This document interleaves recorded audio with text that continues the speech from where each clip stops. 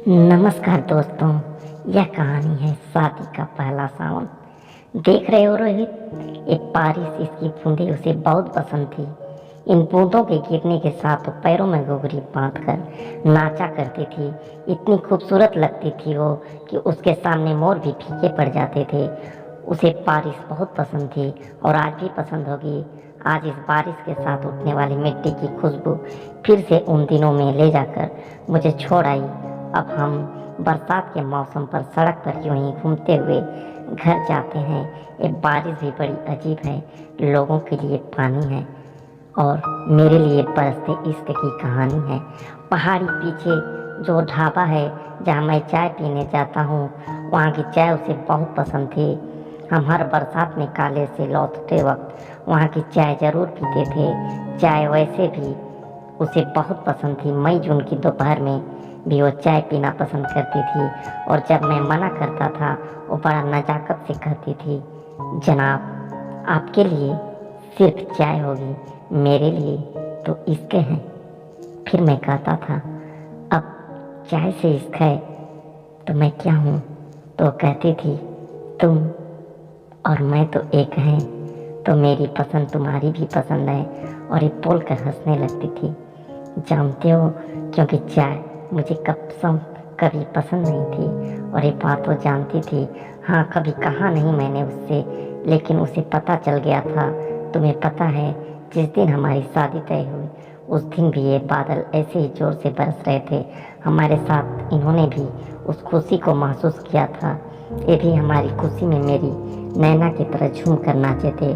उस दिन नैना ने मुझसे कहा था, हम हमेशा इन बूंदों के साथ नाचेंगे गाएंगे। मैं हमेशा इसकी इन बेतुकी बातों पर हंसता रहता था। ये बारिश भी बड़ी अजीब है। लोगों के लिए पानी है और मेरे लिए बरसते इश्क की कहानी है। पहाड़ी के पीछे जो ढाबा है जहाँ मैंने चाय पीने जाता हूँ, वहाँ की चाय उसे बहुत पसंद थी। हम हर बरसात में कॉलेज से लौटते वक्त वहाँ की चाय ज़रूर पीते थे। चाय वैसे भी उसे बहुत पसंद थी। फिर मैं कहता था, जब चाय से इश्क है तो मैं क्या हूँ?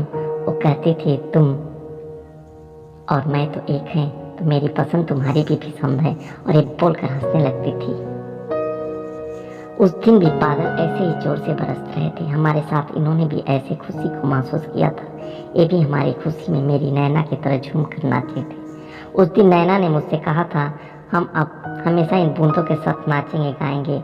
मैं हमेशा इसकी इन बेतुकी की बातें पर हंसता रहता था। हमारी शादी की ये फोटो देख रहे हो, नैना के चेहरे की मुस्कुराहट, खुशी हमारी शादी में दस्तक देने वाली बेमौसम बारिश के लिए थी। लोग बेमौसम बारिश से परेशान थे और मेरी नैना दुनिया की पहली दुल्हन होगी जो बारिश में भीगते हुए फोटो शूट करवा रही थी।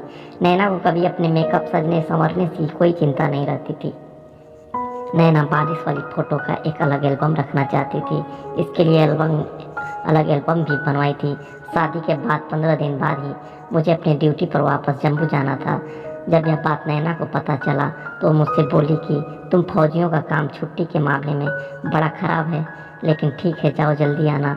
सबको बता दो कि तुम्हारे साथ रहने की बरसात में मैंने बुकिंग कर ली है, तो अपनी बारिश तुम यहीं बिताना मेरे साथ। शादी के पहले सावन में मुझे तुम्हारी छुट्टियां गिफ्ट में चाहिए। मैंने मुस्कुराते हुए कहा, आपका हुक्म सर। आंखों पर वो हंसने लगी। फिर मानसून आया और जम्मू में बाढ़ आ गई और मेरी छुट्टियां कैंसिल हो गई। जब नैना को यह बात पता चली तो बहुत निराश हुई। उसे मेरे बिना सब कुछ अधूरा ही लगता था, लेकिन मैं क्या कर सकता था, नहीं आ पाया। मैं बाढ़ में फंसे लोगों की जान बचा रहा था। अपनी नैना को उसके मनचाहा सावन ना दे पाया, उसको गिफ्ट उसे नहीं दे पाया। फिर एक हफ्ते बाद पता चला नैना बाहर गई थी।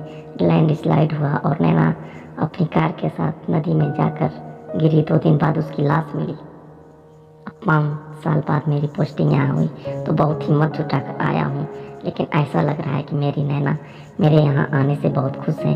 मैं उसको साथ महसूस कर पा रहा हूँ। जो अब नहीं कर पाया वो अब कर दिया मैंने। अपनी नैना की शादी के पहले सावन का गिफ्ट दे दिया मैंने। अब हम साथ उस पहाड़ी तक घूमने जाएंगे, उस ढाबे की चाय भी पीने हम साथ जाएंगे। अब हम दोनों अपना हर सावन एक साथ यहीं मनाएंगे। दोस्तों, अगर चैनल पे नए हैं तो चैनल को सब्सक्राइब करें। धन्यवाद।